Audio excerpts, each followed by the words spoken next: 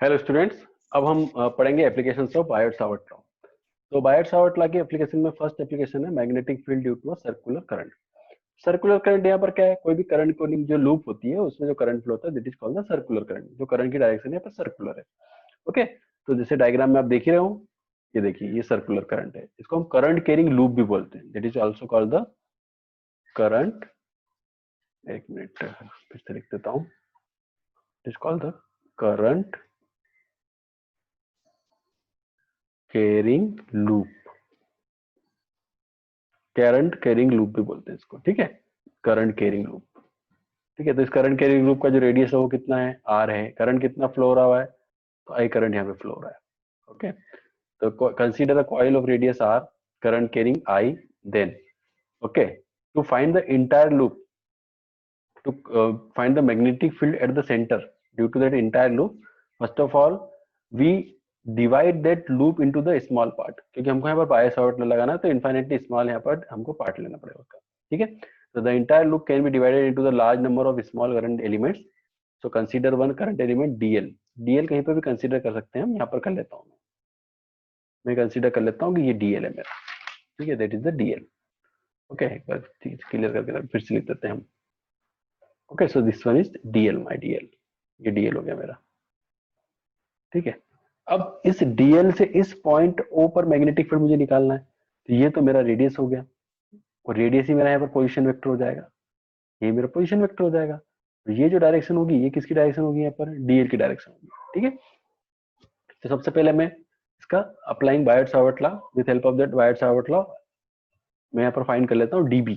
तो डीबी की वैल्यू मैंने ये फाइंड की यहाँ पर, तो डीबी इक्वल टू कितना हो जाएगा, mu naught 4 pi into I DL sine theta by are square. ये बायट-सावर्त लॉ होता है, हमें मालूम है। ठीक है, तो पहले हमने यहाँ पर क्या क्या लगा दिया, बायट-सावर्त लगा दिया। बायट-सावर्त लॉ मैं नीचे करता हूँ थोड़ा सा, यस, तो डीबी इक्वल टू जाएगा mu naught 4 pi I dl r square sine theta. ठीक है, अब यहाँ पर क्या करेंगे हम कि जो साइन थीटा है तो थीटा की वैल्यू फाइंड आउट करते हैं। तो जैसे मैंने अभी आपको कहा कि यहाँ पर थीटा कितना होगा, ये देखो ये रेडियस है, और ये जो है ना ये डीएल है इस डायरेक्शन में, तो ये इस पर परपेंडिकुलर होगा, क्योंकि ये टेंजेंट है इसकी और ये रेडियस है। जो रेडियस होती है वो हमेशा टेंजेंट पर परपेंडिकुलर होती है, ये मैथमेटिकल लॉ है। Okay, the radius of the circle is always perpendicular to the tangent of the circle. Okay, यहाँ पर टेंजेंट पर तो थीटा इक्वल टू 90 डिग्री हो गया। साइन 90 की वैल्यू कितनी हो जाएगी, साइन 90 की वैल्यू यहाँ पर हो जाएगी 1। तो ये हमारा साइन 90 कितना हो गया, 1 हो गया। तो अब फिर हमारे पास इक्वेशन बनेगी dB equal to mu naught by 4 pi I dl by are square. Okay, ठीक है, अब इसको हमें, ये तो हमें जो डीबी मिला है वो किससे मिला है, डीएल से मिला है, लेकिन हमें तो पूरी इंटायर जो लूप है उससे मैग्नेटिक फील्ड निकालना है, कहां पर, उसके सेंटर पर। तो हम क्या करेंगे, इसका इंटीग्रेशन कर देंगे। इंटीग्रेशन कर देते हैं, तो total magnetic field due to all current element at O is B equal to integration of dB. जब यहाँ पर इंटीग्रेशन ऑफ डीबी करूंगा तो डीबी जगह मैं ले लेता हूँ mu naught by 4 pi I dl by are square. ठीक है, अब यहाँ पर जो कांस्टेंट क्वांटिटीज कौन कौन सी, mu naught by 4 pi constant है, आई कांस्टेंट है और आर भी कांस्टेंट है। जो डीएल है वो वेरिएबल है, तो हम यहाँ पर किसका इंटीग्रेशन कर देंगे, यहाँ पर डीएल का। तो इंटीग्रेशन ऑफ डीएल कितना हो जाएगा, 2 pi are. Integration of DL कितना हो जाएगा यहाँ पर, 2 पाई आर। क्लोज इंटीग्रेशन भी हम इसको बोल सकते हैं। Integration of dl equal to 2 pi r, क्योंकि ये जो डीएल है इस डीएल को मैं कंप्लीट इंटीग्रेट करूंगा तो सरकमफेरेंस ऑफ द सर्कल मुझे मिल जाएगी 2 पाई आर। ओके, तो यहाँ पर डीएल की जगह मैं क्या पुट कर दूंगा, 2 पाई आर पुट कर दूंगा। तो मेरे पास जो बी होगा, बी कितना हो जाएगा, mu naught by 4 pi I by are square into 2 pi r. ये आर से आर कैंसिल हो जाएगा, तो बी इक्वल टू कितना हो जाएगा मेरे पास, mu naught by 4 pi I by R into 2 pi. ठीक है, 2 पाई किसको डिनोट कर रहा है, 2 पाई यहाँ पर डिनोट करेगा, यहाँ पर angle subtended at the centre को डिनोट करेगा, angle subtended at the centre को डिनोट करेगा। मैं इस बार फिर से आपको समझाता हूँ। जैसे देखो यहाँ पर एक ये सर्कल है, तो इस सर्कल से इस पॉइंट पी पर एंगल कितना बनता है, कंप्लीट एंगल 2 पाई बनता है।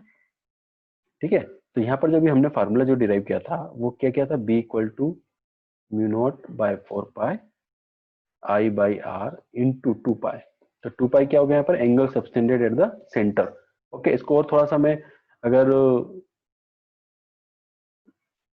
सिंप्लीफाई कर देता हूँ तो पाई से पाई कैंसिल हो जाएगा, 2 से 2 4 कैंसिल हो जाएगा, तो मेरे पास जो फाइनल इक्वेशन क्या बनेगी, mu naught I by 2r। तो बी का फार्मूला क्या हो जाएगा यहाँ पर, mu naught I by 2r।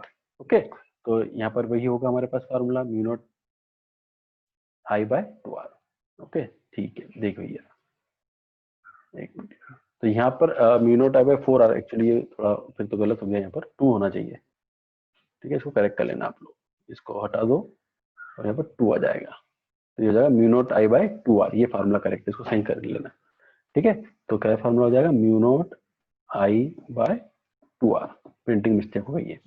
ठीक है, तो ये हो जाएगा magnetic field at the centre of the coil. तो फिर से बता दो ये फार्मूला किस कंसेप्ट, क्या कंसेप्ट पढ़ रहे हैं हम लोग, यहाँ पर एक रिंग है, ये लूप है, उसमें करंट कितना फ्लो हो रहा है, आई करंट फ्लो हो रहा है, उसकी जो रेडियस है वो आर है, और हम उसके सेंटर पर मैग्नेटिक फील्ड निकालना चाहते हैं। मैग्नेटिक फील्ड कहां पर निकालना चाहते हैं, उसके सेंटर पर, यहाँ पर। तो इस पॉइंट पर अगर मैग्नेटिक फील्ड बी की वैल्यू निकाल रहा हूं, इसका फार्मूला क्या हो जाएगा, mu naught I by 2r, मतलब B is inversely proportional to r हो जाएगा यहाँ पर।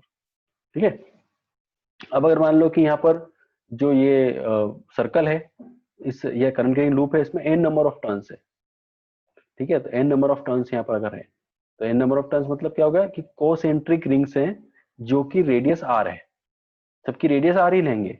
ठीक है, कोसेंट्रिक ऐसा ना होगा कि देखो ये जैसे मतलब एक रिंग है, तो ये बाकी की जो ring n number of turns मतलब इसी के ऊपर है, सेम जो रिंग्स बन रही है यहाँ पर, वो कहाँ पर बन रही है, इसी के ऊपर बन रही है, इस तरीके से। ये मतलब थोड़ा सा हाथ मेरा हिल रहा है, लेकिन ध्यान रखेंगे कि ये देखो यहाँ पर मतलब सब ये अंदर गलत, ये इस टाइप से नहीं होगा, ये स्पाइरल नहीं होगा, ये गलत हो गया। जबकि रेडियस क्या होना चाहिए, आर होना चाहिए। तो नंबर ऑफ टर्न्स कितनी है यहाँ पर, एन नंबर ऑफ टर्न्स है, तो एन नंबर ऑफ टर्न्स है, मतलब कि यहाँ पर जो मैग्नेटिक फील्ड होगी वो भी क्या हो जाएगी, एन टाइम्स बढ़ जाएगी, ये एन टाइम्स यहाँ पर मैग्नेटिक फील्ड क्या होगी, बढ़ जाएगी। तो ये जो फार्मूला होगा ये किसका होगा, magnetic field due to a current carrying loop at the centre of loop. अभी सेंटर ऑफ लूप की यहाँ पर बात हम कर रहे हैं। ठीक है, तो चलिए अब थोड़ा सा इसके और अलग अलग केसेस हम देख लेते हैं सेंटर ऑफ लूप की फार्मूला के। ठीक है, तो ये अब यहाँ पर देखो, जैसे हमने कहा कि भाई angle subtended at the centre is theta, then what is the value of magnetic field. तो अभी हमने कहा कि जो फार्मूला एक्चुअल में हमारा बना है ना, वो ये बना है, फार्मूला जो बना है वो क्या बना है, B equal to mu naught by 4 pi I by r into angle subtended subtended at the centre, ये फार्मूला है हमारा। ठीक है, यहाँ पर एंगल सबटेंडेड, जैसे पूरी कंप्लीट लूप लिया, जैसे ये देखो यहाँ पर कंप्लीट लूप लिया, तो यहाँ पर कितना हो जाएगा, ये एंगल 2 पाई, यहाँ पर एंगल 2 पाई आएगा, ये है तो एंगल कितना हो जाएगा, पाई। ठीक है, तो यहाँ पर वही देखो, ये किया mu naught by 4 pi I by r into pi किया है, पाई क्या यहाँ पर angle subtended at the centre है।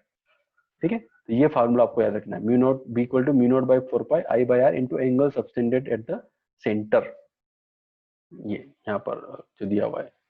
ठीक है, तो ये जो फार्मूला हमारा है, ये देखो थीटा, यहाँ पर थीटा जो है ना वो mu naught by 4 pi theta I by r, लेकिन एक बात ध्यान रखना है, थीटा किस में दिया हुआ बेटा, यहाँ पर रेडियन में। जो थीटा की वैल्यू है ना, वो थीटा की वैल्यू क्या है, यहाँ पर रेडियन है। थीटा की वैल्यू ये मत रख लेना 30 डिग्री 60 डिग्री, ये रॉन्ग है ना, इनकी जगह पर इसका रेडियन जो कन्वर्जन है 90 डिग्री, ये नहीं लिखना है, क्या लिखना है, pi by 2 pi bye 3 pi by 6, ये हमें थीटा लेना है, रेडियन में लेना है यहाँ पर इस फार्मूला में। ठीक है, तो ये हो गया, तो ये आर्क के लिए हो जाएगा, सेमी सर्कल आर्क के लिए हो जाएगा, थीटा के लिए ये फार्मूला हो जाएगा, और कंप्लीट के लिए ये फार्मूला भी हमने देख ही लिया था, है ना। अब हम देखेंगे कि अगर कोसेंट्रिक रिंग्स हैं, कॉम्बिनेशन ऑफ रिंग्स है, और उनके साथ उनके लिए उनका जो मैग्नेटिक फील्ड इंटेंसिटी होगी वो कितनी होगी। ये न्यूमेरिकल्स वगैरह में बहुत पूछते रहते हैं इस टाइप के क्वेश्चंस, तो वो हम देखते हैं, देखो आगे। ये लो, ये देखो यहाँ पर क्या हो रहा है, कोसेंट्रिक कोप्लेनर सर्कुलर लूप्स हैं जिनमें की करंट है और भी सेम डायरेक्शन में करंट है।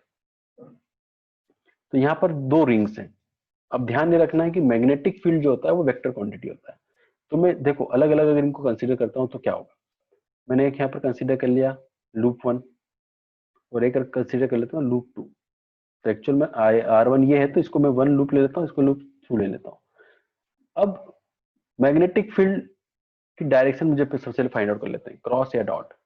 तो यहाँ पर देखो दोनों में करंट जो है क्या है, एंटी क्लॉकवाइज है, दोनों ही केसेस में एंटी क्लॉकवाइज है। तो अगर ये एंटी क्लॉकवाइज है तो यहाँ पर जो डायरेक्शन ऑफ करंट होगी, यहाँ पर भी क्या होगी, डॉट, यहाँ पर भी डॉट हो जाएगी।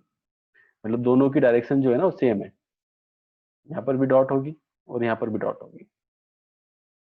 मैग्नेटिक फील्ड दोनों की जो, मान लो ये B1 है और ये B2 है, तो दोनों की मैग्नेटिक फील्ड क्या हो जाएगी, सेम हो जाएगी। अब सेम मैग्नेटिक फील्ड है, मतलब सेम डायरेक्शन में मैग्नेटिक फील्ड है, तो वेक्टर क्वांटिटी है, तो नेट मैग्नेटिक फील्ड कितनी हो जाएगी, नेट मैग्नेटिक फील्ड जो हो जाएगी यहाँ पर B1 प्लस B2 हो जाएगी। ठीक है, तो दोनों को हम क्या कर देंगे, 8 कर देंगे। तो फॉर्मूला में यही किया गया है, दोनों को 8 कर दिया, तो जो ये कॉमन है कॉमन आ जाएगा, 1/R1 प्लस 1/R2, क्योंकि रेडियस अलग अलग है तो यहाँ पर रेडियस को हम अलग कर देंगे। ठीक है, तो ये हो जाएगा हमारा, तो B इक्वल टू कितना हो जाएगा यहाँ पर, B1 प्लस B2 हो जाएगा वेक्टर फॉर्म में। ठीक है, इस तरीके इसको हम, तो ये क्या हो गया, सेम डायरेक्शन में। अब इनकी डायरेक्शन अगर अपोजिट होगी तो क्या होगा, अपोजिट में उल्टा हो जाएगा। अब अगर जैसे यहाँ पर इसने एंटी क्लॉकवाइज लिया, तो B1 क्या हो जाएगा, यहाँ पर डॉट हो जाएगा, अगर ये एंटी क्लॉकवाइज है तो। अगर ऊपर वाला जो देखो, ये फर्स्ट है और ये सेकंड है, ये मान लो फर्स्ट है और ये सेकंड लूप है, सेकंड, ये R2 वाला जो है, तो यहाँ पर B2 जो होगा, B2 की डायरेक्शन क्या हो जाएगी, यहाँ पर क्रॉस, क्रॉस हो जाएगी, ये देखो, क्योंकि क्लॉकवाइज है। जब क्लॉकवाइज होता है तो हाथ अपने राइट हैंड थंब रूल को यूज करना है, राइट थंब रूल। तो राइट हैंड थंब रूल को यूज करेंगे तो हम ऑटोमेटिक समझ में आएगा कि अगर ये प्लेन ऑफ पेपर है तो इस तरीके से रखेंगे ये, तो क्रॉस ऐसे करेंगे तो बाहर आएगा, मतलब कि डॉट। तो B2 क्या हो जाएगा, यहाँ पर क्रॉस हो जाएगा, B1 क्या हो जाएगा, डॉट, मतलब कि दोनों अपोजिट डायरेक्शन में आ रहे हैं। तो जो नेट मैग्नेटिक फील्ड यहाँ पर होगा, B2 क्यों लिखा है, B जो होगा वो हो जाएगा B1 माइनस B2, क्योंकि B1 बड़ा है, B1 माइनस B2 हो जाएगा, ये फॉर्मूला होगा उसका। ठीक है, और यहाँ पर डॉट है कि क्रॉस होगा, जो नेट जो B होगा इसकी डायरेक्शन क्या होगी, यहाँ पर जो B होगा ना इसकी डायरेक्शन क्या हो जाएगी, इसकी डायरेक्शन होगी जिसकी जिसके जिसका मैग्नीट्यूड बड़ा होगा। यहाँ पर मैग्नीट्यूड किसका बड़ा है, करंट सेम है तो R1 का मैग्नीट्यूड ज्यादा होगा, क्योंकि इनवर्सली प्रोपोर्शनल, तो R छोटा जहां पर होगा उसका ही मैग्नेटिक फील्ड ज्यादा होगा। ठीक है, तो यहाँ पर जो B1 का मैग्नीट्यूड है डॉट, तो मतलब B की जो डायरेक्शन होगी वो क्या हो जाएगी, डॉट होगी। ठीक है, तो पहले तो हमें ये निकालना पड़ेगा, डायरेक्शन निकालनी पड़ेगी, फिर उसका वेक्टर एडिशन करेंगे, तो वेक्टर एडिशन में दोनों अपोजिट डायरेक्शन में तो 180 डिग्री है तो माइनस हो जाएगा यहाँ पर। तो इस तरीके से हम इसको सॉल्व कर लेंगे। ठीक है, एक बार अपनी कॉपी में जरूर इसको सॉल्व करके देखना, मैं जो बता रहा हूँ आपको अपनी कॉपी में जरूर सॉल्व करके देखना, तो आपको और इसके बारे में आइडियाज मिलेंगे। ठीक है, चलिए, तो अब हमारा जो नेक्स्ट इसमें कंसेप्ट है, तो ये हमारा नेक्स्ट जो कंसेप्ट है ये बड़ा इंपॉर्टेंट है, या CBSE के पॉइंट ऑफ व्यू से भी बहुत इंपॉर्टेंट है, इसको समझ लो आप लोग। यहाँ पर क्या दिया हुआ है, पहले तो ये देखें, दो लूप है और दोनों लूप कोसेंट्रिक है, लेकिन कोप्लेनर नहीं है, दोनों के प्लेन अलग अलग है। ठीक है, दोनों के प्लेन अलग अलग है और दोनों एक दूसरे के परपेंडिकुलर है।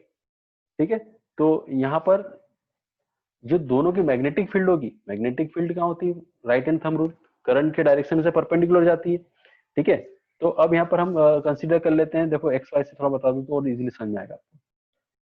तो ये 3 प्लेन होते हैं ना, ये होता है एक्स वाई और जेड। तो ये जो कंसीडर कर लो कि जो ये फर्स्ट वाली जो लूप है, ये जो फर्स्ट वाला लूप है ना, ये कहाँ पर सिचुएटेड है, that is situated in the x y plane. X y plane मान लो, ये एक्स वाई प्लेन देखो यहाँ पर है इस तरीके से, एक्स वाई प्लेन में इसकी डायरेक्शन और एंटी क्लॉकवाइज आ रहा है, तो बाहर की तरफ हो गई, इसकी डायरेक्शन कहाँ होगी, ये होगी यहाँ पर, मतलब जेड एक्सिस की तरफ इसकी डायरेक्शन होगी ना, यहाँ पर जिसकी डायरेक्शन होगी कहाँ होगी, जेड एक्सिस की तरफ होगी। ठीक है, और जो दूसरा जो प्लेन है, ठीक है, दूसरा जो प्लेन है वो इसके परपेंडिकुलर है, मतलब वो कहाँ पर है, ये एक्सिस पर है, मान लो वो एक्स जेड एक्सिस पर है, यहाँ पर बना देता हूँ, यहाँ पर रखा हुआ है इस तरीके से। ठीक है, तो ये एक्स जेड एक्सिस पर रखा हुआ, तो इसकी डायरेक्शन कहाँ होगी, ऊपर की ओर होगी।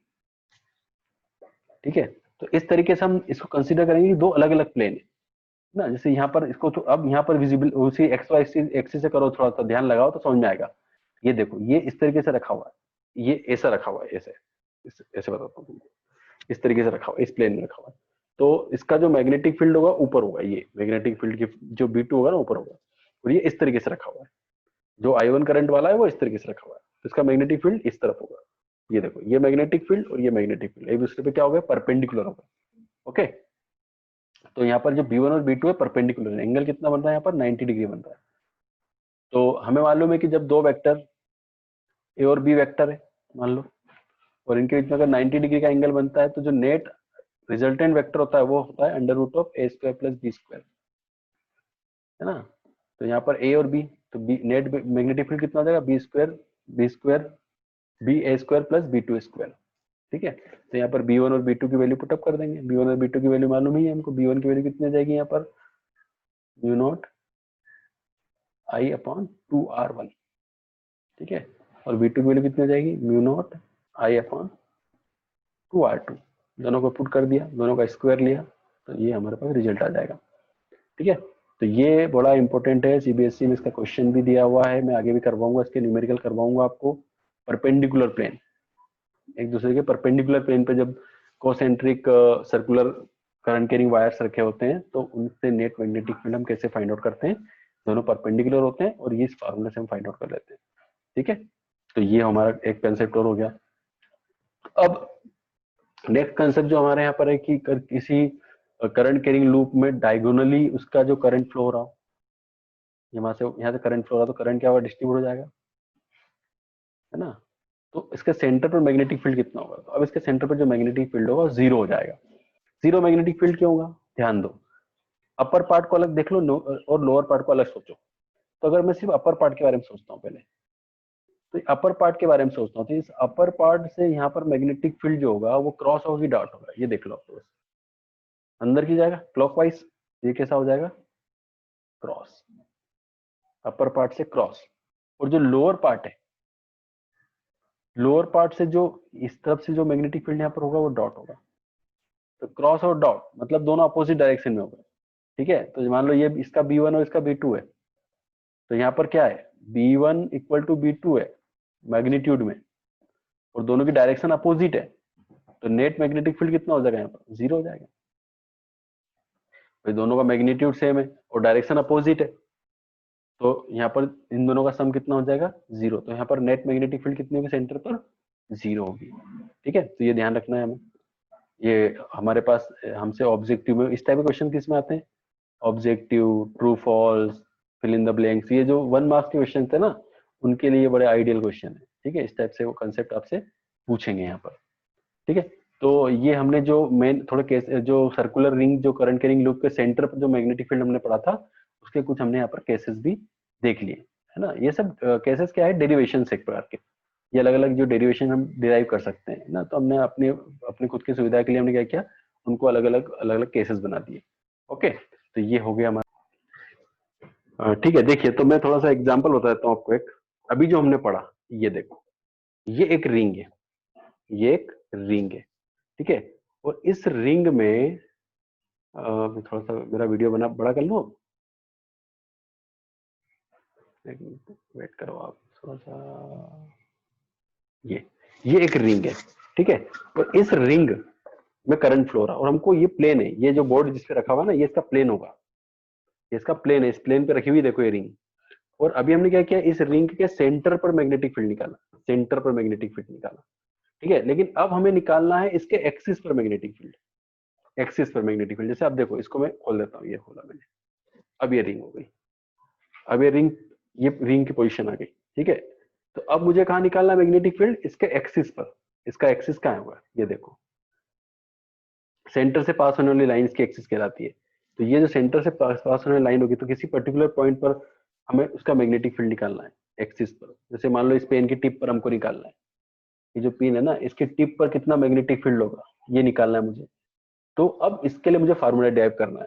तो magnetic field on the axis of a current carrying loop, ये टॉपिक है, इसको मुझे पढ़ना है। ठीक है, तो समझ में आ रहा है। अभी हमने क्या किया था, अभी हमने फाइंड आउट किया था कहां पर, उसके सिर्फ सेंटर पर, सिर्फ सेंटर पर निकाला था, और कहीं पर भी नहीं निकाला था। करंट कैरिंग रिंग है और उसके सेंटर पर मैग्नेटिक फील्ड निकाला था। ठीक है, अब हम कहा निकालने वाले हैं, उसके एक्सिस पर। तो अब थोड़ा इमेजिनेशन चाहिए, 3D, अब वो 2D था, वो 2D में निकाला था, और अब यहाँ पर हम 3D में निकालेंगे। अब हम उसकी जो मैग्नेटिक फील्ड निकालने वाले हैं वो कहाँ पे, किसमें निकालने वाले हैं, 3D में निकालने वाले हैं।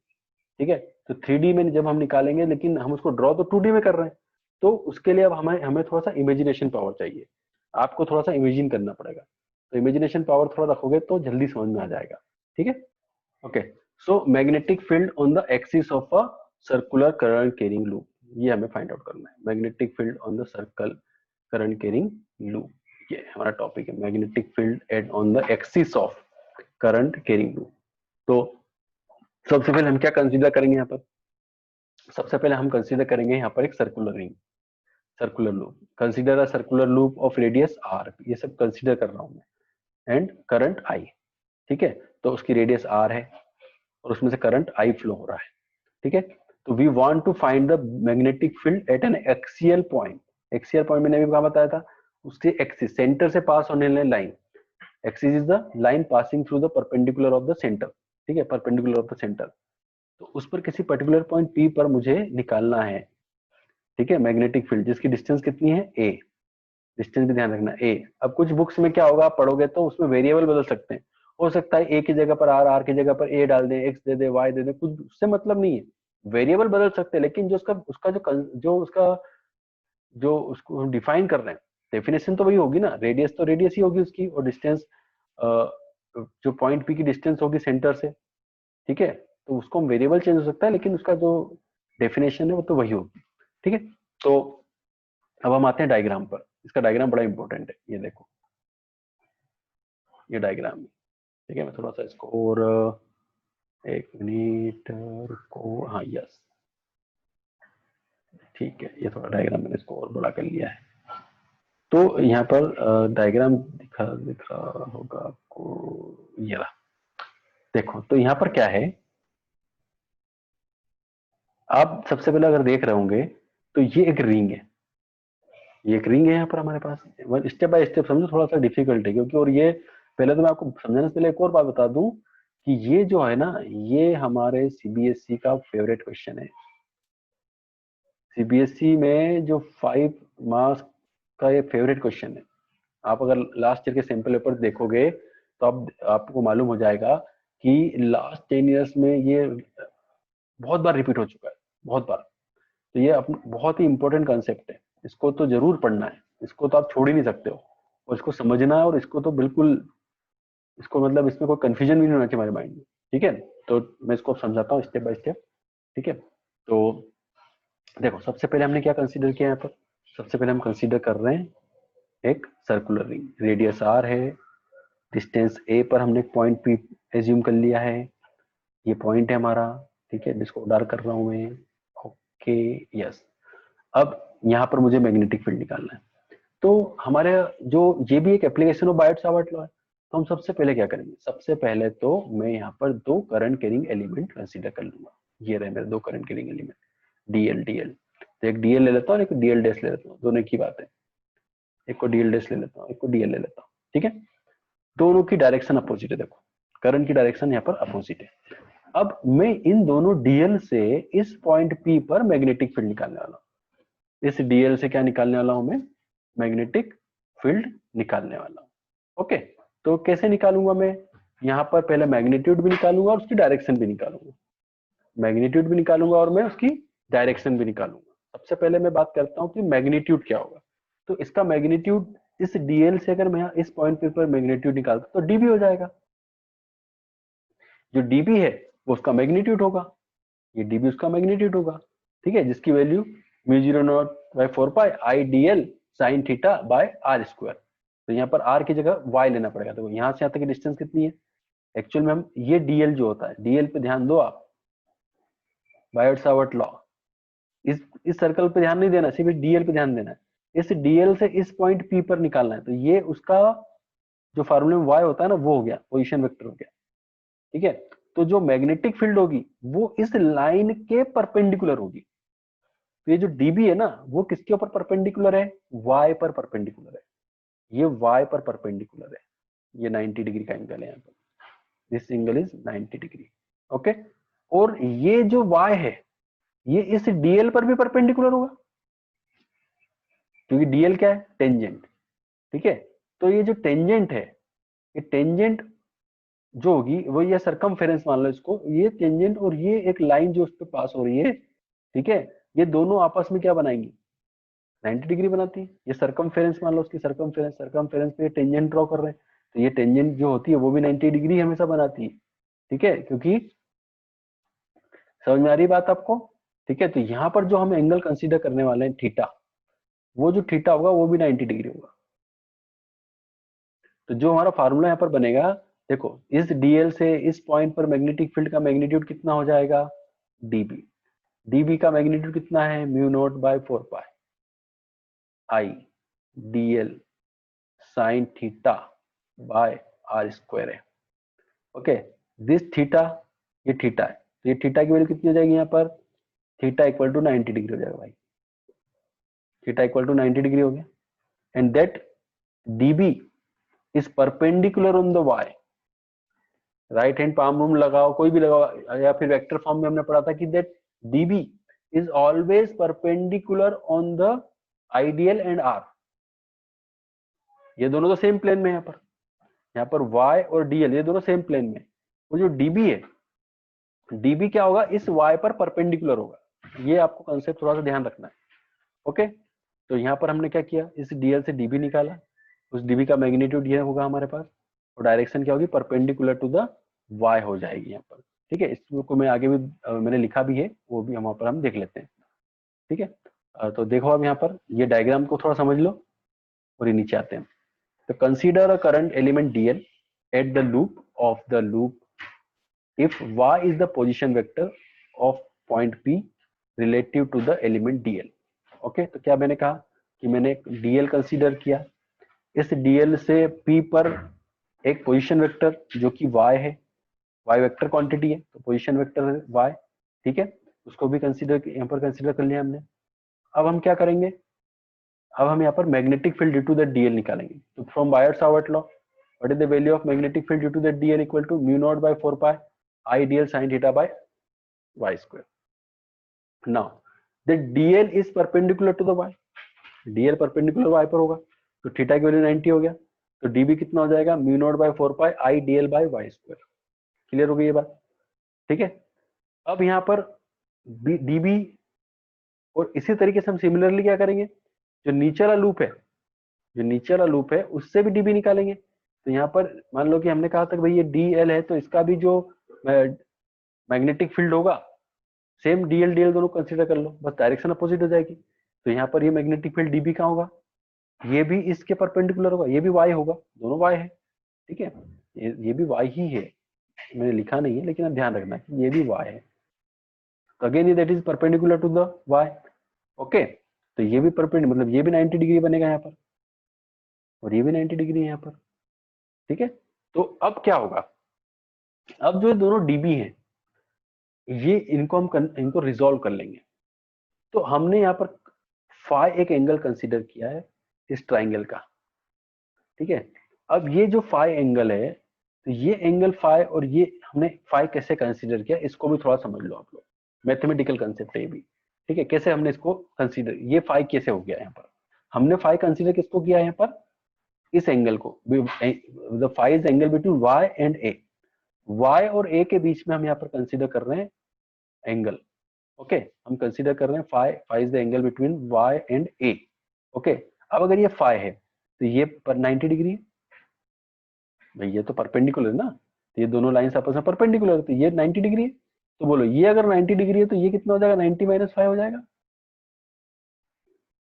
ये 90 माइनस 5 हो गया मेरे पास, ठीक है। ये मेरे पास क्या हो जाएगा भाई, 90 माइनस 5 हो जाएगा। अब बोलो ये इसके इन दोनों के बीच में कितना एंगल है, इन दोनों पॉइंट के बीच में कितना एंगल है, 90 डिग्री, ये भी अभी हमने बताया, ये दोनों पे इससे परपेंडिकुलर है। तो अब ये 90 डिग्री है और ये 90 माइनस 5 है ये वाला पार्ट, तो ऑटोमेटिकली ये कितना हो जाएगा, 5 हो जाएगा, ठीक है। तो हमने कंसीडर किया phi is the angle between Y and A, लेकिन यहाँ पर जो ये डीबी और ये जो परपेंडिकुलर लाइन है, ठीक है, वर्टिकल लाइन जिसको बोलते हैं, वर्टिकल एक्सिस जो है उसके बीच में एंगल कितना होगा, 5 होगा। तो हम क्या करेंगे, इस डीबी को कंपोनेंट कर देंगे, हॉरिजॉन्टल कंपोनेंट वर्टिकल कंपोनेंट में डिवाइड कर देंगे। तो इसका जो वर्टिकल कंपोनेंट होगा कितना हो जाएगा, डीबी कॉस 5 हो जाएगा, कंपोनेंट पढ़ा है आप लोगों ने? 11 में पढ़ा होगा, मैं एक बार फिर समझा देता हूँ, नहीं पढ़ा हो तो। जैसे कोई भी वेक्टर है, ठीक है, इस वेक्टर को अगर मैं, ये हमारे पास एक्स एक्सिस और वाई एक्सिस है, या इसको हम बोलते हैं हॉरिजेंटल कंपोनेंट, इसको बोलते हैं वर्टिकल कंपोनेंट। तो ये एंगल मान लो इसने यहाँ पर थीटा बनाया है ना, तो क्या होगा, ये जो भी वेक्टर है, मान लो ये वेक्टर ए है, एक मिनट, ये वेक्टर ए है, तो इसका प्रोजेक्शन यहाँ पर कितना हो जाएगा, ए कॉस फाई, ए कॉस थीटा, और जिसके साथ एंगल बनता है उधर कॉस लेते हैं, ध्यान रखना है, क्योंकि इसका यहाँ पर ये बेस है ना इसका एंगल का, और ये परपेंडिकुलर होगा, ठीक है। तो यहाँ पर, और चेक यहाँ पर क्या ले लेंगे हम, ए साइन थीटा। ओके, जैसे अब इसमें मैं अगर मान लो कि मैं आपको बोलूं कि भाई मेरा तो एंगल इधर से नहीं इधर से बना दिया,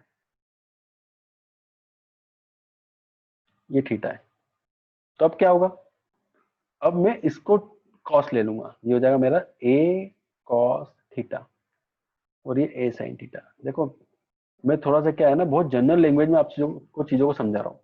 बिल्कुल मुझे मालूम है कि जो हमारे बहुत सारे स्टूडेंट है ना, उनको फिजिक्स के जो बहुत बेसिक कंसेप्ट है वो मालूम ही नहीं है। 11th में वो इतना बहुत सीरियसली फिजिक्स को नहीं पढ़ते हैं, लेकिन 12th में पढ़ना पड़ता है। अब वो प्रॉब्लम क्या फेस करते हैं, यही तो प्रॉब्लम फेस कर रहे हैं वो। अब अपने आप से पूछो, आप प्रॉब्लम यही फेस कर रहे हो, बेसिक कंसेप्ट आपको नहीं मालूम है। अगर आपको बेसिक कंसेप्ट मालूम हो जाए तो ये सब चीजें तो आपके लिए बहुत ईजी है, ठीक है। तो ये जो बेसिक कंसेप्ट है, ये आपको मालूम होना चाहिए। यहाँ पर वही हो रहा है, यहाँ पर क्या हो रहा है कि मैं थोड़ा सा इसको क्लियर कर देता हूँ, फिर समझाता हूँ आपको। ये तो समझ में आ गया आपको, ठीक है, ये आपको समझ में आ चुका होगा। तो अब हम क्या कर रहे हैं कि यहाँ पर, अब हम क्या करेंगे, इसको फिर से, मैं आपको ये कंपोनेंट बता दिया मैंने आपको, मैं आपको फिर से समझाता हूँ। तो ये जो डीबी है, ये जो डीबी है, अब यहाँ पर फाई एंगल बना रहा है, तो ये जो डीबी होगा यहाँ पर डीबी कॉस फाई और डीबी साइन फाई में रिजॉल्व हो जाएगा। The dB is also resolved in the two components, dB cos phi और dB sin phi। अब देखो dB sin phi dB sin phi same है, और ये तो अपोजिट है, और मैग्नीट्यूड सेम है, तो ये दोनों एक दूसरे को क्रॉस कर जाएंगे।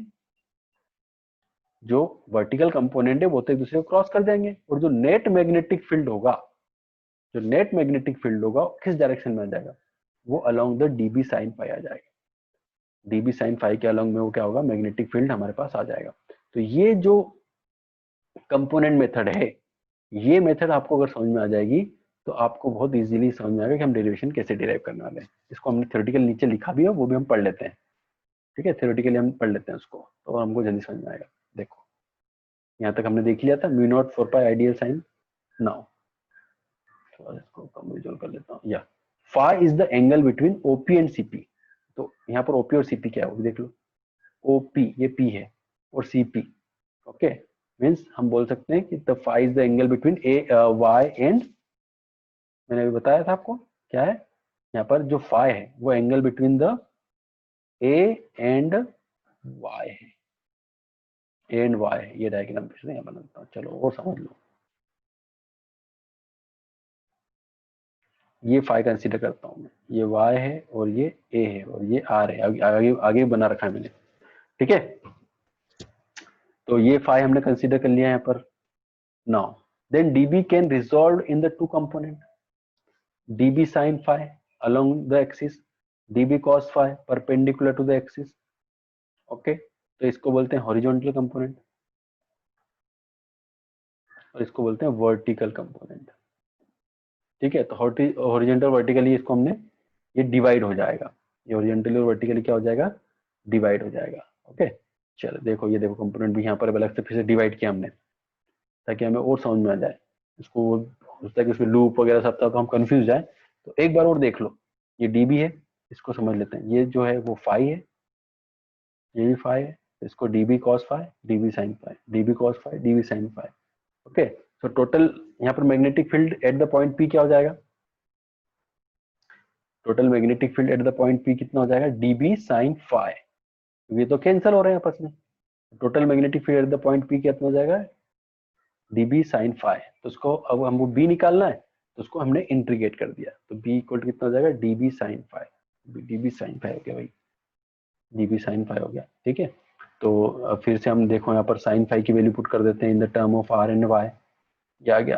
फिर से वही देखो, ओ पी सी ट्राइंगल लिया था मैंने, तो फाई है यहाँ पर, तो what is the value of sine phi, sine phi equal to perpendicular upon hypotenuse, तो ये जगह आर बाय वाई, तो यहाँ साइन फाई की जगह क्या पुट कर देंगे, आर बाय वाई पुट कर दिया मैंने, है ना। अब स्टेप बाय स्टेप केवल हमको वैल्यूज पुटअप करना है, उसको सिंप्लीफाई करना है, ये हमारे पास काम बाकी है। कंसिडरेशन वाला काम और कंसेप्ट लगाने वाला जो काम है ना वो खत्म हो चुका है, ठीक है। तो इसको कॉपी में भी आप सॉल्व करना जरूर मेरे साथ ही, आप जब वीडियो देख लोगे उसके बाद आपको एक बार खुद कॉपी में सॉल्व करना और फिर इस वीडियो को फिर देखना, तो हो सकता है कुछ जो कंफ्यूजन आपके हो वो भी खत्म हो जाए। तो ये जो आर बाय वाई है, ये देखो, तो यहाँ पर अब फिर अब जो सिर्फ डीएल यहाँ पर क्या होगा, इंटीग्रेशन किसका होगा, केवल डीएल का, बाकी सब कांस्टेंट है, तो कांस्टेंट का इंटीग्रेशन नहीं होता, वो सब बाहर आ जाएंगे। तो ये mu naught by 4 pi I into R upon Y cube, यहाँ वाई क्यूब हो जाएगा, ये हमारे पास बाहर आ चुके हैं। और इंटीग्रेशन हम किसका करेंगे, केवल डीएल का, डीएल का इंटीग्रेशन 2 पाई आर होता है, पहले से हमें मालूम है क्योंकि सर्कुलर रूप में हमने किया था, ये हो गया 2 पाई आर। अब फिर से इसको थोड़ा सा सिंप्लीफाई कर रहे हैं, तो ये हो जाएगा आर स्क्वायर, है ना, 2 पाई से 2 पाई से 4 पाई कैंसिल हो जाएगा, तो यहाँ पर केवल 2 बचेगा, जैसा हमने सर्कुलर लूप में किया था, ठीक है। तो यहाँ पर जो हमारा नेक्स्ट स्टेप्स होंगी, ये देखिए 2 पाई आर से हमारा क्या हो गया, यहाँ पर ये 2 पाई आर मल्टीप्लाई हो गया, 2 से 2 कैंसिल कर दिया, पाई से पाई कैंसिल कर दिया, यहाँ पर बचेगा mu naught I R square 2 Y cube, and what is the value of Y, ये देखो फिर से देखो वाई क्या हुआ, Pythagoras theorem by PGT, Pythagoras theorem apply करो इसमें, पढ़िए ना पाइथागोरस थ्योरम आप लोगों ने, अब सभी को याद ही होगी, that is called the PGT, Pythagoras theorem. तो पाइथागोरस थ्योरम से क्या होगा, y equal to under root of Y square A square, यहाँ पर वैल्यू पुट कर देंगे under root of Y square A square, तो हमारे पास फार्मूला क्या बन जाएगा, यहाँ पर हमारे पास फाइनल फार्मूला हमारे पास अब आ जाएगा, that is equal to B equal to mu naught I R square 2 R square plus A square 3/2, okay. और अगर यहाँ पर n नंबर ऑफ टर्न्स है तो n से मल्टीप्लाई कर देंगे, तो हो जाएगा mu naught n I R square 2 R square plus A square 3/2। देखने में फार्मूला थोड़ा लेंदी लग रहा है, लेकिन डेरिवेशन करके करेंगे तो हमें फार्मूला याद करने की जरूरत नहीं है, ठीक है। और बाद में जब न्यूमेरिकल की प्रैक्टिस करोगे तो फार्मूला भी याद हो जाता है, ऐसा कोई बहुत बड़ी बात नहीं है इसके लिए। अब इसमें हम कोई स्पेशल केस देख रहे हैं, स्पेशल केस में हम क्या देखेंगे कि if that A is greater than R, A कहां पर था, ए क्या है यहाँ पर, ये देखो ये रिंग है, ये आर है और ये ए है, तो अगर ए की डिस्टेंस बहुत दूर है, ये बहुत बड़ा है और आर बहुत छोटा है, ये केस हो गया, बहुत पी की जो पॉइंट है ना बहुत डिस्टेंस पे रखा हुआ है, फार डिस्टेंस पे रखा हुआ है। तो if A is greater than R, तो क्या होगा, तो हम यहाँ पर क्या करेंगे, आर को नेग्लिजिबल मान लेंगे कंपेयर टू द ए, है ना। तो यहाँ पर देखो आर को अगर मैं नेग्लेक्ट कर देता हूँ तो यहाँ पर क्या हो जाएगा इस फार्मूला में, ए स्क्वायर की पावर 3/2, 2 से 2 कैंसिल, तो बचेगा ए क्यूब। तो यहाँ पर ये R square plus A square, इसको सिंप्लीफाई होकर कितना बचेगा, ये केस लगाने के बाद after applying that case, that R square plus A square to the power 3/2 की जगह पर हमको केवल मिलेगा ए क्यूब, क्योंकि आर को हमने नेग्लिजिबल कर दिया, इसको मल्टीप्लाई कर दिया, ये देखो ए क्यूब आ गया है। तो ऊपर वाला तो वही है mu not an I R square by 2 A cube, ठीक है। अब हम इसमें एरिया भी फाइंड आउट, इसमें थोड़ा और मॉडिफिकेशन करते हैं, अब सिर्फ इसमें मॉडिफिकेशन वाला पार्ट बचा हुआ है ना, और थोड़े मॉडिफाई करते हैं इस फार्मूला को। तो हमने यहाँ पर क्या किया, हम चाहते हैं कि इसमें एरिया भी आ जाए, तो अगेन हम क्या करेंगे, पाई से मल्टीप्लाई कर देंगे ऊपर नीचे। तो हमने यहाँ पर पाई से मल्टीप्लाई किया इसी फार्मूला में, ये देखो, तो ये फार्मूला यहाँ पर पाई, यहाँ पर पाई लिख दो, तो पाई ए स्क्वायर किसके बराबर होता है, एरिया के बराबर होता है ये। तो हमारा फिर फाइनल जो बी इक्वल टू क्या बना, mu not an I A 2 pi A cube. यहाँ पर जो एन आई ए है, ये जो एन आई ए होता है, ये आप अभी याद कर लो, बाद में समझा भी देंगे आपको जब आप पढ़ोगे इस चैप्टर को। एन आई ए जो होता है ना, ये मैग्नेटिक डाइपोल मोमेंट होता है, जैसे हमने इलेक्ट्रिक डाइपोल मोमेंट पढ़ा था, वैसे ये मैग्नेटिक डाइपोल मोमेंट का फार्मूला है एन आई ए। किसी भी जो सर्कुलर रिंग होती है, करंट कैरिंग सर्कुलर रिंग, ठीक है, का जो मैग्नेटिक डाइपोल मोमेंट होता है वो m equal to N I ए होता है, ठीक है। तो इसकी जगह पर हम क्या पुट कर देंगे, यहाँ पर m पुट कर देंगे, यहाँ पर हम क्या पुट कर देंगे, m पुट कर देंगे, ठीक है। तो ये हमने m पुट कर दिया, N I A equal to क्या हो जाएगा, m हो जाएगा। तो हमारे पास फाइनल फॉर्मूला क्या बनेगा, b equal to mu not m 2 pi a cube, mu not m 2 pi by a cube. ठीक है, इसको थोड़ा सा और अगर मैं चाहूँ तो 4 पाई के टर्म में अगर लिखना हो तो इसी फार्मूला को ये भी लिख सकता हूँ, mu naught by 4 pi 2m bye a cube. ठीक है, कुछ याद आ रहा हो आपको? क्या कुछ आपको इस टाइप से याद आ रहा है? डाइपोल मूवमेंट में हमने कुछ पढ़ा था, इलेक्ट्रिकल की बात हो रही है यहाँ पर। Dipole, electric field due to a dipole on their axial point में ये फार्मूला पढ़ा था ना, कुछ इसी टाइप का है। देखो यहाँ पर इलेक्ट्रिकल डाइपोल मूवमेंट था, ये मैग्नेटिक डाइपोल मूवमेंट है। ठीक है, यहाँ पर भी ए क्यूब आर क्यूब। तो ये शो करता है, ये फार्मूले से हमें समझ में आ रहा है, इस फार्मूले से हमें समझ में आ रहा है कि जो करंट कैरिंग लूप होता है, जो करंट कैरिंग लूप होता है वो किसकी तरह बिहेव करता है? एक मैग्नेटिक डाइपोल की तरह बिहेव करता है। भाई डाइपोल मूवमेंट तो तभी होगा ना जब डाइपोल होंगे, नॉर्थ पोल साउथ पोल दोनों होंगे उसमें। तो ये नॉर्थ और साउथ पोल कैसे इसमें डेवलप होते हैं, ठीक है, वो भी हम देख लेते हैं। डाइपोल मूवमेंट तो है उसमें, वो डाइपोल उधर बिहेव कर रहा है, तो दोनों पोल कैसे आइडेंटिफाई करेंगे? दोनों पोल हम आइडेंटिफाई करेंगे डायरेक्शन ऑफ मैग्नेटिक फील्ड से। देखो, तो यहाँ पर अगर हम देखें कि ये दोनों पोल हम देख लेते हैं कि यहाँ पर ये देखो, जो रिंग है ना, रिंग को आप दो अलग अलग साइड से देखो।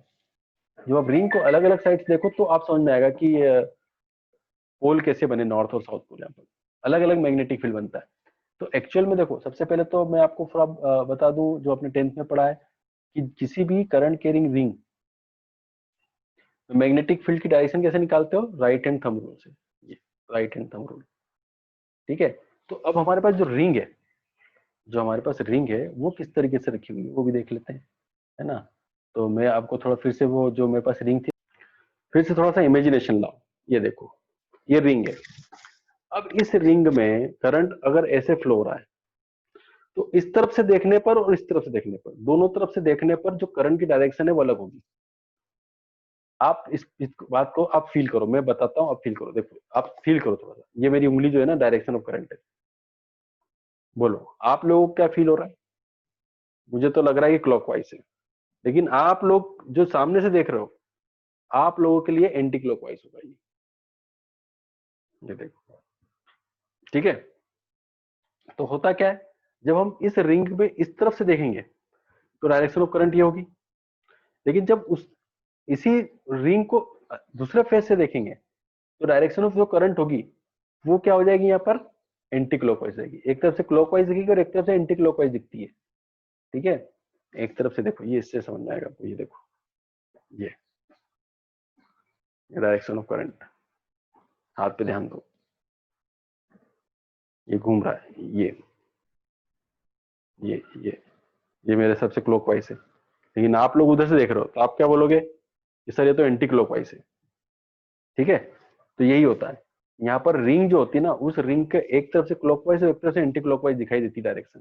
तो इसीलिए एक तरफ नॉर्थ पोल बन जाता है और एक तरफ साउथ पोल बन जाता है। एक तरफ नॉर्थ पोल बन जाता है, एक तरफ साउथ पोल बन। फिर देखो यहाँ पर, ये देखो, जब क्लॉकवाइज, तो ये दोनों डायग्राम जो मैंने बनाया ये बड़े इंपॉर्टेंट डायग्राम है। तो यहाँ पर देखो, ये जो रिंग है, एक मिनट, यहाँ पर जो रिंग है ये देखो, बोलो क्लॉकवाइज के एंटी क्लॉकवाइज? ये एंटी क्लॉकवाइज है। ये क्या है? ये क्लॉकवाइज है। जब एंटी क्लॉकवाइज बनेगा तो एंटी क्लॉकवाइज में क्या बनता है? North pole. ये देखो, डायरेक्शन ऑफ करंट और एन की डायरेक्शन सेम जा रही है क्लॉकवाइज। तो ये देखो एस जो बना हमारा, ये एस, ये डायरेक्शन ऑफ करंट किधर जा रही है? एस। तो जब क्लॉकवाइज होगा तो साउथ पोल बनता है, जब एंटी क्लॉकवाइज होता है तो नॉर्थ पोल बनता है। अब इस रिंग में क्या हो रहा है, एक तरफ से हम देखेंगे तो क्लॉकवाइज है, एक तरफ देखेंगे तो नॉर्थ एंटी क्लॉकवाइज है, मतलब एक तरफ नॉर्थ पोल और एक तरफ साउथ पोल। तो सेम रिंग में एक तरफ साउथ पोल बन रहा है, एक तरफ नॉर्थ पोल बन रहा है, मतलब कि डाइपोल है। इसलिए हम यहाँ पर बोलेंगे कि जो करंट कैरिंग जो लूप होती है वो करंट कैरिंग लूप किसकी तरह बिहेव करती है? यहाँ पर डाइपोल की तरह बिहेव करती है। It is behave like a magnetic dipole. Okay, थोड़ा सा लेंदी टॉपिक है और डिफिकल्ट लगेगा क्योंकि इससे बेसिक कंसेप्ट बहुत सारे अप्लाई हुए हैं। आप इसको एक बार, दो बार, तीन बार जरूर, एक बार में समझ में अगर आपको नहीं आ रहा है, दो बार पढ़ देखिए, फिर खुद करके देखिए, ठीक है ना। एक बार आप खुद फिर इसकी प्रैक्टिस कीजिए, स्टेप बाय स्टेप प्रैक्टिस करके देखिए, वीडियो देखते जाइए और फिर आप ड्रॉ करिए डायग्राम, फिर मैं वीडियो देखिए, फिर आप परपेंडिकुलर डायरेक्शन में बनाइए, फिर उसके कंपोनेंट को रिजॉल्व कीजिए, फिर उसको इंटीग्रेट कीजिए, स्टेप बाय स्टेप कीजिए, तब आपको चीजें समझ में जरूर आएगी। इस तरीके से सिर्फ सिर्फ वीडियो देखने से कुछ नहीं होगा, आपको स्टेप बाय स्टेप उसको अपनी कॉपी पे ड्रॉ भी करना पड़ेगा, तभी जाकर आपको डेरिवेशन समझ में आएगा। ठीक है, तो ये हो गया हमारे पास। अब हम यहाँ पर देख लेते हैं कि मैग्नेटिक फील्ड की डायरेक्शन जो होगी, मैग्नीट्यूड होगा, वो यहाँ पर वेरी करेगा किस तरीके से, एक्स वाले एक्सिस पर। ठीक है, तो ये हमने यहाँ पर ड्रॉ किया, एक ग्राफ ड्रॉ कर दिया मैंने। तो यहाँ पर ये जो है मैग्नेटिक फील्ड है, और जो ये है हमारी एक्सियल लाइन है। तो ये हमारा जो हमने क्या कंसीडर किया था, ए किया था ना, तो ए को रिप्रेजेंट करेगा। ठीक है, तो यहाँ से यहाँ तक जो डायरेक्शन होगी, हम बात करें सेंटर की, तो सेंटर पर मैक्सिमम होगा, यहाँ पर तो मैक्सिमम मैग्नेटिक फील्ड होगी, और उसके बाद ये डिक्रीज होना शुरू हो जाएगा। ठीक है, तो क्यों डिक्रीज होना शुरू हो जाएगा, ये भी इसका भी कारण है कि भाई सेंटर पर जो है ना, सेंटर पर जो मैग्नेटिक फील्ड इंटेंसिटी होती है वो तो होती है B equal to mu naught I upon 2r। ठीक है, लेकिन जो बाद में फार्मूला बनता है वो क्या बनता है, म्यू नॉट आई, और यहाँ पर हमने क्या लिया था, आर स्क्वायर अपॉन में क्या आया था, 2a square plus are square का 3/2। इस टाइप से हमारा एक फार्मूला आया था, है ना। तो ये मतलब यहाँ पर जो देखेंगे ना डिक्रीज होता है, ये हमारा डिक्रीजमेंट होता है। ठीक है, तो जैसे जैसे हम एक्सिस पर आगे बढ़ते जाएंगे वैसे वैसे मैग्नेटिक फील्ड इंटेंसिटी क्या होगी, कम होती जाएगी। ये ग्राफ इसी को शो करता है। ठीक है, graph between the magnetic field intensity and axial line, distance of axial line. Okay, तो आई होप आपको ये डेरिवेशन समझ में आया होगा। ठीक है, तो थोड़ी सी प्रैक्टिस कीजिए, और अगर फिर भी समझ में नहीं आया होगा तो मुझे कमेंट बॉक्स में लिख के दे दीजिए, तो मैं इसको और अच्छी तरीके से एक नया वीडियो बनाकर आपको और समझाने की कोशिश करूंगा। क्योंकि जनरली ये देखा गया है कि ये जो कंसेप्ट है ये बहुत जल्दी बच्चों को समझ में नहीं आता, और हमारे पास रिसोर्सेज इतने नहीं है कि हम आपको वर्चुअली जो भी चल रहा है वर्चुअल चल रहा है। ठीक है, तो क्लासरूम में तो और थोड़ा समझा सकते हैं, लेकिन अभी तो वर्चुअल है, तो आप लोग थोड़ा सा इसको ध्यान से पढ़िएगा। Okay, thank you.